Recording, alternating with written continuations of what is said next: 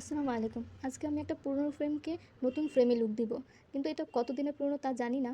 But এটা রান্নাঘরের থাকের উপরে থেকে এটার অবস্থা একদম নাজেহাল অবস্থা। মানে শুরুর দিক থেকে আমার এটার উপর অনেক নজর ছিল যে এটা কী দেখার ইচ্ছা ছিল। এরপর যখন এটা নামায় দেখি এটার এই অবস্থা, আল্লাহ! মানে সামনাসামনি দেখলে সবাই বুঝতে পারতো যে এটা কী পরিমাণে খারাপ একটা অবস্থা ছিল। তারপর এটাকে আমি কাঁচটাকে উঠাইয়া তারপর এটা পুরোটাকে খুলবো।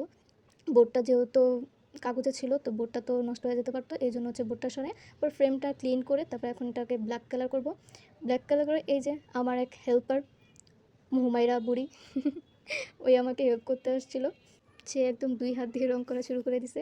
এরপর হচ্ছে রং করা শেষ, তারপর সাইড দিয়ে হচ্ছে আমি গোল্ডেন কালার দিব, বাট ওটা ওই পাশ দিয়ে লেগে গেছিলো, পরে আবার ব্ল্যাক কালার করে ফেলছি। গোল্ডেন কালারটা ভালোই লাগে কালোর মধ্যে।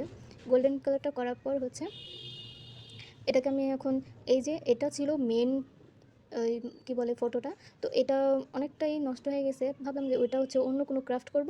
আর এখন আপাতত আমার আর্ট করা এগুলি করব। এটা হচ্ছে ২০২২ সালে ড্রয়িং করেছিলাম। এই পিকগুলির জন্য নিউ মার্কেটে খুঁজেছিলাম বাট পাই নাই ফ্রেম।